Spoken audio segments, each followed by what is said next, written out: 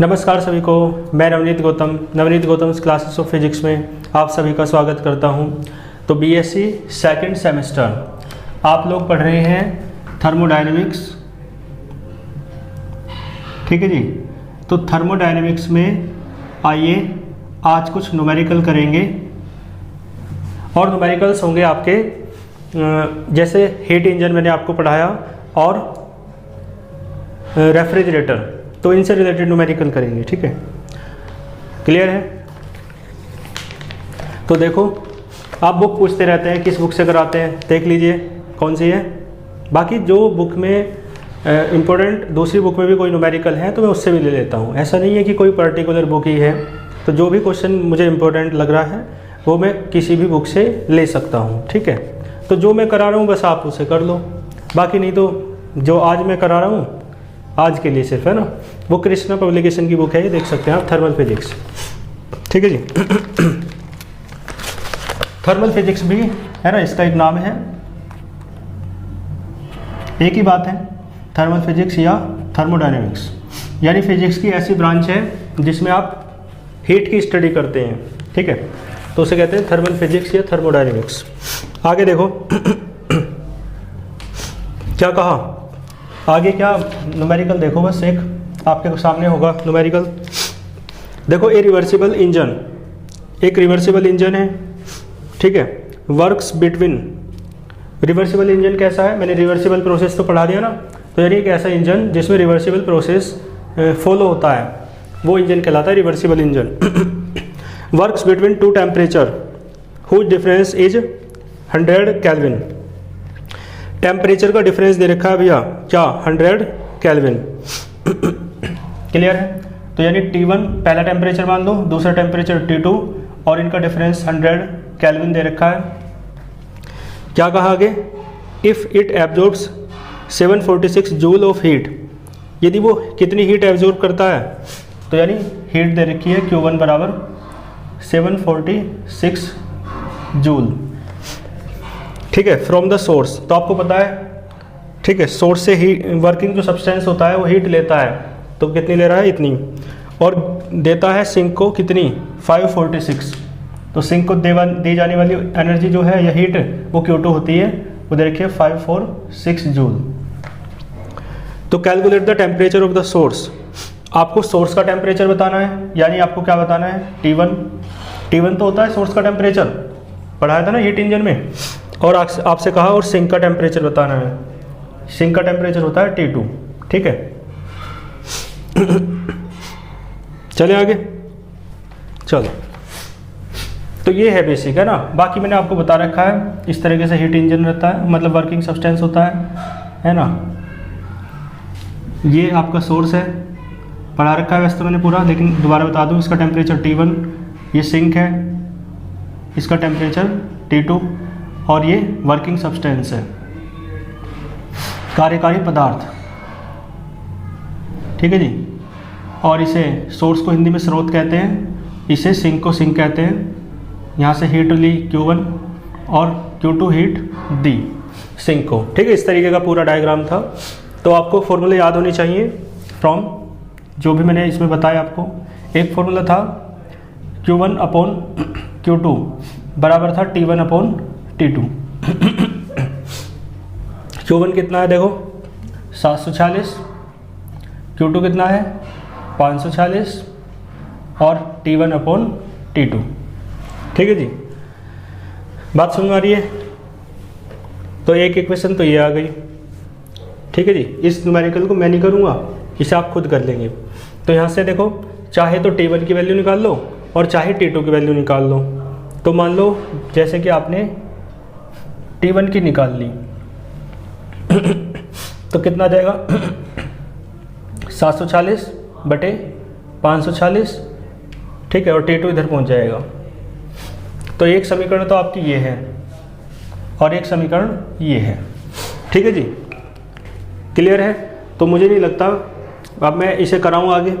दो समीकरण हैं और दो समीकरणों को सॉल्व करके वैल्यू निकालना, ये तो 10th क्लास से भी पहले सिखाई जाती है, तो इसे आप कर लेना, ठीक है। तो मैं इसका आंसर आपको बता देता हूँ। वैल्यू रख के आप इसे कर लेंगे। इसका आंसर आएगा T1 का 100 डिग्री सेंटीग्रेड और T2 का आएगा 0 डिग्री सेंटीग्रेड। ठीक है ना, आसान है बहुत, इसमें कोई दिक्कत नहीं होगी। दो समीकरण हैं, तो यहाँ ये जो T1 की वैल्यू है ना आप यहाँ रख दो। ठीक है, चलो मैं थोड़ा सा कर ही देता हूँ। फर्स्ट इम्प्लाइज कर लो।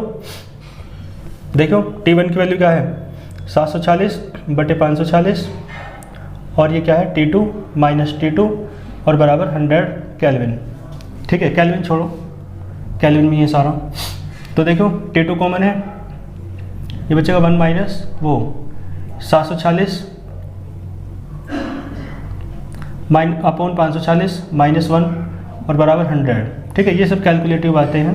तो देखो 740 में से 540 गए और बटे में 540 है। ठीक है, 100। तो देखो T2 कितना बचा 200 बचा और बटे 540 और बराबर 100। तो 2 0 से 2 0 कटेंगी। तो T2 बराबर आया 540/2। तो T2 बराबर कितना आया 2 दूनी 4।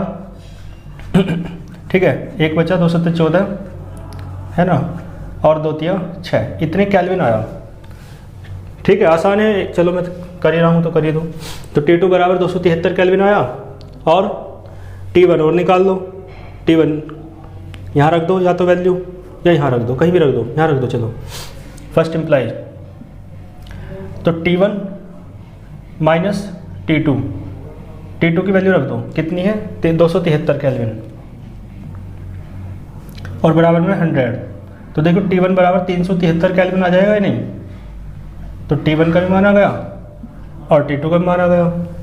ठीक है जी, केल्विन में है। यदि आपसे डिग्री सेंटीग्रेड में पूछे, जैसे बुक में दे रखा है डिग्री सेंटीग्रेड में आंसर, ठीक है, तो डिग्री सेंटीग्रेड में बता सकते हो, बाकी नहीं तो कोई ज़रूरत नहीं है, केल्विन में छोड़ दो। यदि आपसे कहे कि डिग्री सेंटीग्रेड में बताओ तो डिग्री सेंटीग्रेड में बताइए। और ये कॉन्सेप्ट तो आपको पता ही होगा कि है ना, केल्विन में बदलना हो यदि तो डिग्री सेंटीग्रेड में कितना जोड़ देते हैं 273। ठीक है जी, ये फॉर्मूला याद रखना। यदि डिग्री सेंटीग्रेड को केल्विन में बदलना हो तो 273 जोड़ देते हैं, ये तो पता ही होगा सबको। ठीक है, और यदि डिग्री सेंटीग्रेड को, देखो ध्यान देना, यदि केल्विन को डिग्री सेंटीग्रेड में बदलना हो तो 273 घटा देते हैं। ठीक है, ऐसे याद ना रहे तो अपनी लैंग्वेज में लिख लेना। ठीक है, डिग्री सेंटीग्रेड क्या मतलब केल्विन क्या होता है डिग्री सेंटीग्रेड से 273 अधिक। देखो केल्विन क्या होता है डिग्री सेंटीग्रेड से 273 अधिक, और डिग्री सेंटीग्रेड क्या होता है केल्विन से 273 कम। इस तरीके से ना पूरा न्यूमेरिकल मैंने आपके सामने कर दिया है। तो ठीक है, अब देखो और अच्छे से दिखा होगा आपको, कई बार दिक्कत करता है ये। ठीक है, तो इसका एक स्क्रीनशॉट ले लो। ये आपके सामने आपका न्यूमेरिकल है, न्यूमेरिकल नंबर फर्स्ट। ठीक है जी, तो इस टाइप के न्यूमेरिकल आपको करने हैं। चलें आगे, स्क्रीनशॉट ले लो इसका। ठीक है जी, चाहो तो डिग्री सेंटीग्रेड में बता दो और चाहे केल्विन में। डिग्री सेंटीग्रेड में बता दो 0 डिग्री सेंटीग्रेड और इसका आएगा 100 डिग्री सेंटीग्रेड। ठीक है, और बाद में हैंस करके लिख देना भैया, हैंस करके लिखते हैं ना। उसने कहा था calculate the temperature of the source, source का टेम्परेचर बताओ, तो लिख देना has the temperature of the source बराबर 373 kelvin and temperature of the sink बराबर 273 केल्विन। ठीक है, इस तरीके से कर लोगे। चलो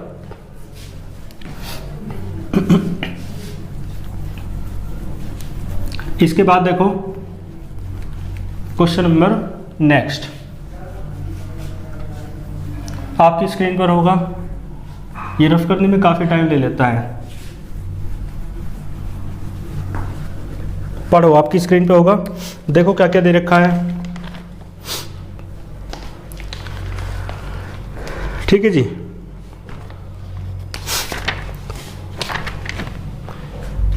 देखो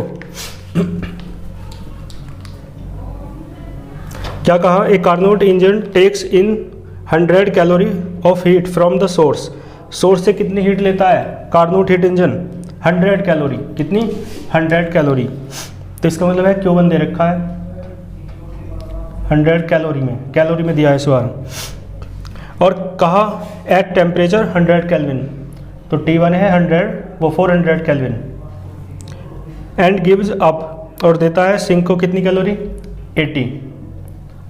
ठीक है जी। What is the temperature of the sink, sink का टेम्परेचर पूछा है T2। कैलकुलेट थर्मल इफिशियंसी, मैंने बताया था थर्मल इफिशियंसी ई होती है, या किसी किसी बुक में ईटा से लिखते हैं, देख लेना, मुझे मैंने शायद ईटा से ही लिखवाई थी।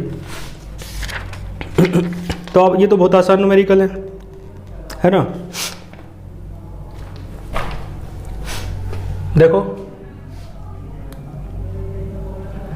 एक फॉर्मूला भी बताया था मैंने, T1/T2 बराबर Q1/Q2।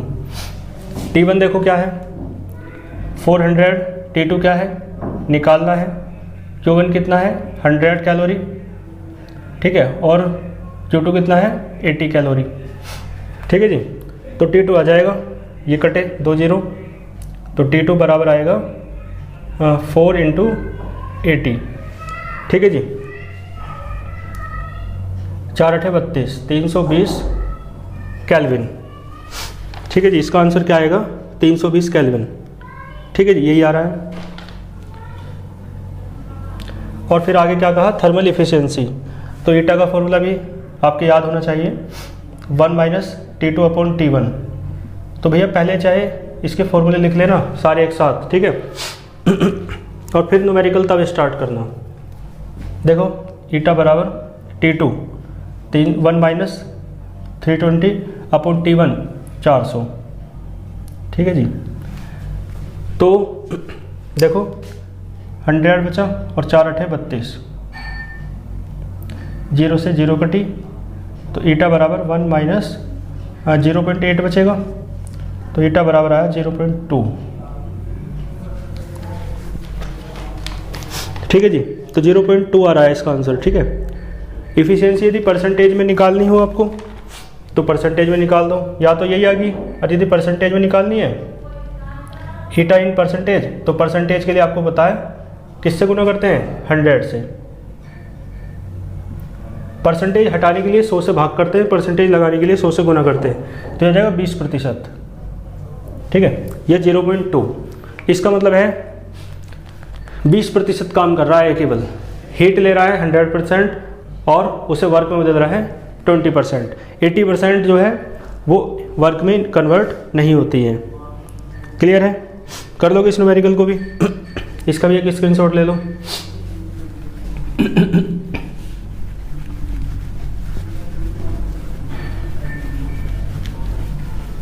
देखो इसके बाद नेक्स्ट न्यूमेरिकल,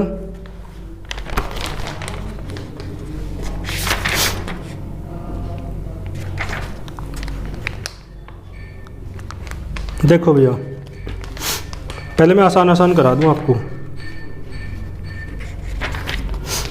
जिससे आप दिक्कत ना मानो ज़्यादा। देखो ये कितना अच्छा है न्यूमेरिकल। क्वेश्चन नंबर 3 हमारे लिए। देखो फाइंड द थर्मल इफिशियंसी। आपको क्या निकालनी है? थर्मल इफिशियंसी, यानी ईटा निकालना है या ई निकालना है। ठीक है जी। और Carnot engine working between temperature 2 दे रखे हैं, एक तो T1 0 डिग्री सेंटीग्रेड और एक T2 100 डिग्री सेंटीग्रेड। ठीक है जी। आपको पता है जो कैपिटल T होता है ना, वो केल्विन में नापा जाता है। इसे बोलते हैं एब्सोल्यूट टेम्परेचर या केल्विन टेम्परेचर, यानी परम ताप कहते हैं हिंदी में। तो ये डिग्री सेंटीग्रेड में कभी वैल्यू दी रहे ना, तो आप इसे केल्विन में बदलेंगे। तो आपको पता है 0 + 273, भाई केल्विन में बदलना हो तो 273 जोड़ते हैं, 100 + 273, तो ये हो जाएगा 373 केल्विन। आपसे पूछा ई, फॉर्मूला आप जानते हैं 1 - T2/T1। कर लोगे? इसे खुद कर लेना। ठीक है जी, क्योंकि मैं तभी ज़्यादा से ज़्यादा न्यूमेरिकल करा पाऊँगा जब मैं कैलकुलेशन कम से कम करूँ। इसका आंसर लिख लो 0.27 ई का आंसर, और परसेंटेज में कहोगे तो आपको पता है 27% हो जाएगा। ठीक है।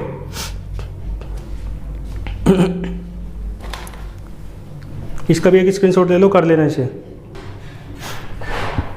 आइए इसके बाद चलते हैं नेक्स्ट न्यूमेरिकल पर। देखो क्वेश्चन आपके सामने होगा, ठीक है। इसी के जैसा चलो एक न्यूमेरिकल और ले लो, क्वेश्चन नंबर 4, ठीक है। आपके सामने है, करके लाना उसे, है ना, कर लोगे। T1 दे रखा है 27 डिग्री, T2 दे रखा है 127 डिग्री, ठीक है। आपको इफिशियंसी निकालनी है रिवर्सिबल हीट इंजन की, E निकालना है। तो भैया E आएगा आपका 0.25, कर लोगे ना, आसान है बिल्कुल, फॉर्मूला बिल्कुल मतलब थर्ड न्यूमेरिकल की तरह ही है, या आप कह सकते हो 25%, ठीक है। ये बिल्कुल आसान है, इसका भी स्क्रीनशॉट लो, कर लेना इसे। इसके बाद देखो क्वेश्चन नंबर 5 क्या कहा, चलो इसे देख लो। देखो, one of the most efficient engines ever developed operates between, जो मतलब इफिशियंसी जिनकी ज़्यादा रहती है ना इंजन्स की, वो इंजन जो हैं उनमें से कोई भी इंजन हो वो वर्क करता है, ऑपरेट होता है बिटवीन किस टेम्परेचर, किन दो टेम्परेचर्स के बीच।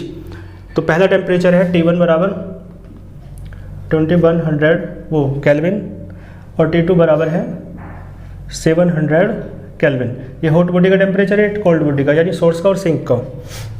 एक्चुअल इफिशियंसी दे रखी है ईटा या ई बराबर जो भी आप लिखना चाहो 40%। तो व्हाट इसने कहा, what percentage of its maximum possible efficiency of this. तो पूछ रहा है मैक्सिमम इफिशियंसी कितनी हो सकती है, ठीक है। व्हाट परसेंटेज बतानी है मैक्सिमम इफिशियंसी की, क्लियर है। तो आपको बताने हैं परसेंटेज फ्रैक्शन बताना है, यानी कितने प्रतिशत हो सकती है मैक्सिमम फ्रीक्वेंसी, ठीक है। यानी परसेंटेज बतानी है फ्रैक्शन की, मतलब कितने परसेंट हो सकता है, ठीक है, मैक्सिमम इफिशियंसी। तो मैक्सिमम इफिशियंसी कितने परसेंट हो सकती है, तो किससे कंपैरिजन करोगे, एक्चुअल फ्रीक्वेंसी से। तो इसका फॉर्मूला याद रखना, एक्चुअल फ्रीक्वेंसी नहीं, इफिशियंसी, ठीक है, अपॉन मैक्सिमम इफिशियंसी, ठीक है जी। और परसेंटेज में निकालना है तो आपको पता है 100 से मल्टीप्लाई करना पड़ेगा। एक्चुअल इफिशियंसी कितनी है 40 है ना परसेंट, और मैक्सिमम इफिशियंसी जो है वो दे रखी है आपको। देखो क्या, एक बार पढ़ो दोबारा क्वेश्चन को। क्वेश्चन नंबर 5 में क्या कहा, व्हाट परसेंटेज निकालनी है, ठीक है। तो इफिशियंसी निकाल लो पहले, है ना। तो मैं इधर से ये रफ कर देता हूँ, ठीक है भैया। एक्चुअल फ्रीक्वेंसी तो दे रखी है, लेकिन वो कह रहा है कि मैक्सिमम इफिशियंसी जो है ना तब हो सकती है जब टेम्परेचर इतने होते हैं। तो इन दो टेम्परेचर्स की हेल्प से मैक्सिमम इफिशियंसी निकाल लो। मैक्सिमम इफिशियंसी तो E बराबर फॉर्मूला मैंने बता रखा है आपको 1 - T2/T1, ठीक है जी। कैलकुलेट कर लोगे, T2 है आपके पास और T1 है, चलो मैं कर ही देता हूँ। T2 कितना है 700, T1 कितना है 2100, 0 से 0 कटी 7 या 21, तो E बराबर बचा 3 में 3 - 1 2/3 है ना। इतने परसेंट आया, वो इतनी आई है ना। परसेंटेज में निकालना हो तो 100 से मल्टीप्लाई हो जाएगी, तो परसेंटेज में निकाल रखी है तो 100 से मल्टीप्लाई कर दो, क्योंकि ये परसेंटेज में है ना। एक्चुअल इफिशियंसी जो है तो मैक्सिमम इफिशियंसी है, उसे भी आप परसेंटेज में निकाल लो। E बराबर आएगा 200/3, ठीक है। 3 से भाग कर लो 200 को, 3 × 18, ठीक है जी। 2 बचे, 3 × 18, तो लगभग ऐसे आता चला जाएगा 66% या 67% आएगा, ठीक है जी। मतलब पॉइंट लगा के भी तो आएगा ना। 2 बचे, 3 × 18, 3 × 18 ऐसे आएगा, तो इसे मान सकते हो आप लगभग 67%, ठीक है जी। तो इफिशियंसी जो है मैक्सिमम इफिशियंसी निकाल दी, वो कितनी है 67%, और गुना 100। ये परसेंटेज से तो परसेंटेज कट जाएगी, ठीक है जी। और इसकी कैलकुलेशन कर लेना, 4000 को भाग कर देना 67 से, तो आपका आंसर आ जाएगा। ठीक है, मैं आंसर बता देता हूँ आपको। आंसर आएगा इसका 60%। ठीक है जी, क्वेश्चन समझ में आया?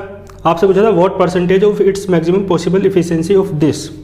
ठीक है, तो इसका मतलब है जो मैक्सिमम इफिशिएंसी है उसका कितना भाग जो होगा वो एक्चुअल इफिशिएंसी होगा। ठीक है, तो एक्चुअल इफिशिएंसी का भाग निकालना है, फ्रैक्शन माने भाग, तो एक्चुअल इफिशिएंसी का भाग निकालना है किसके साथ? मैक्सिमम इफिशिएंसी के साथ। तो एक्चुअल इफिशिएंसी ऊपर रहेगी, और क्योंकि इसका भाग निकालना है भाई, जिसकी परसेंटेज निकालते हैं वो तो ऊपर रहता है ना, तो एक्चुअल इफिशिएंसी का भाग निकालना है, और किसके साथ निकालना है? तो मैक्सिमम इफिशिएंसी के साथ। तो मैक्सिमम इफिशिएंसी के साथ निकालना है तो वो अपॉन में रहेगा और मल्टीप्लाई में 100, तो यहाँ से आपका आंसर आएगा 60%। ठीक है, इसका एक स्क्रीनशॉट ले लो। आइए फिर चलते हैं नेक्स्ट क्वेश्चन पर। Question number 6।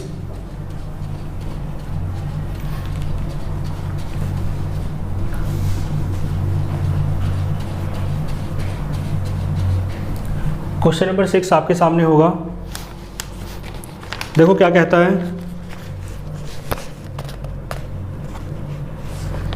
The temperature of the sink का जो टेम्परेचर है कार्नोट इंजन के वो दे रखा है। तो सिंक का टेम्परेचर तो T2 होता है, तो T2 बराबर है आपका 27 डिग्री सेंटीग्रेड। तो आपको पता है 273 जोड़कर केल्विन में बदल दो तो हो जाएगा 300 केल्विन। आगे कहा if the efficiency of the engine की इफ़िशियंसी जो है वो कितनी है, मान लो 40%।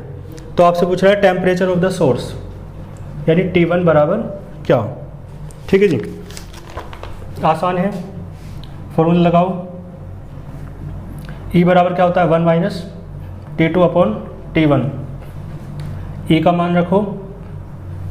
ठीक है, 40% है, परसेंटेज हटा दो 100 से, डिवाइड हो जाएगा।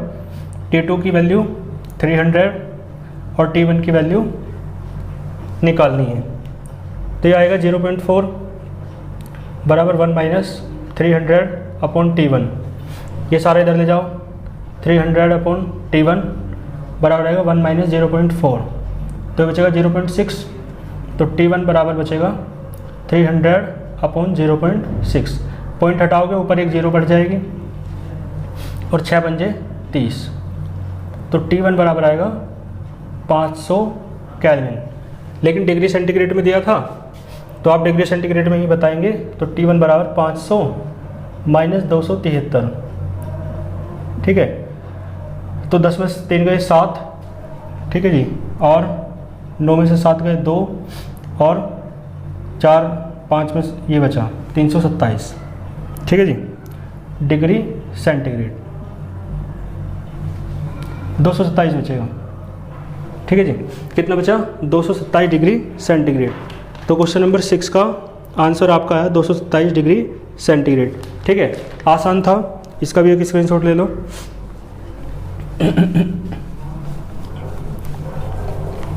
इसके बाद चलते हैं क्वेश्चन नंबर 7 पर।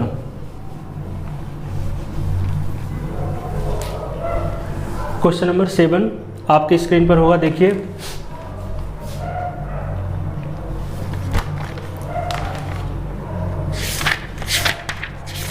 देखो, an ideal Carnot heat engine takes 1000 calorie of heat at 6 to 7 degree centigrade from a source.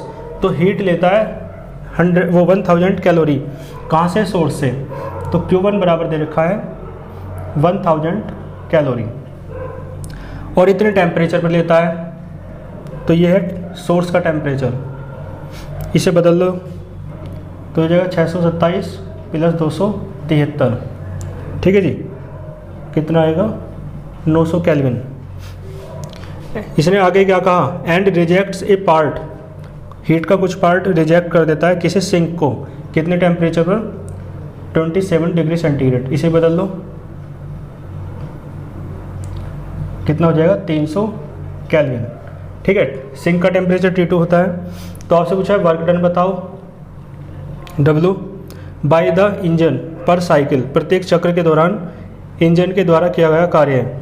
और हीट पूछी है rejected to the sink, sink को दी गई हीट यानी Q2 भी बतानी है। और आपसे पूछा इफ़िशियंसी यानी E या ईटा भी आपको बतानी है। तो पहले तो देखो Q2 निकाल लो, एक फॉर्मूला लगाओ, फॉर्मूला है T1/T2 बराबर कराया था ना Q1/Q2। T1 का मान ये रहा 900, T2 का मान ये रहा 300, Q1 आपको पता है 1000 है, तो Q2 आपको निकालना है, 2 0 से 2 0 कटे और 3 3 9, तो Q2 बराबर कितना आएगा 1000/3। ठीक है जी, तो Q2 आ जाएगा आपका 333.33 इतने कैलोरी। ठीक है जी, तो इसे Q2 का आंसर इसका मैच कर लेते हैं। Q2 बराबर यही आ रहा है। ठीक है, अब इसमें क्या निकालना है, W निकालना है।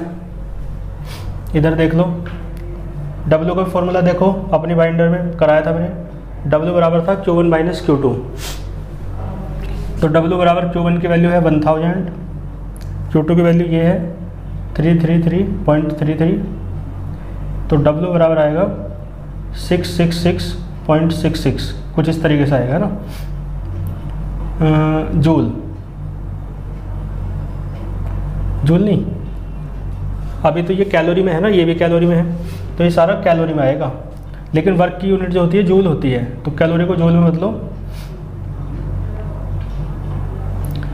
कैलोरी को जूल में बदलोगे तो 4.2 से या 4.18 से गुना करते हैं। तो मैं इसका आंसर बता देता हूँ आपको, W का मल्टीप्लाई कर लेना। ठीक है जी, इसका आंसर आएगा W का 2.79 और गुना 10⁻³ जूल। ठीक है, क्योंकि वर्क की यूनिट जूल होती है, तो इसे आप कैलोरी में नहीं छोड़ सकते। Q2 आप कैलोरी में छोड़ सकते हो, क्योंकि हीट की जो यूनिट है वो कैलोरी भी होती है।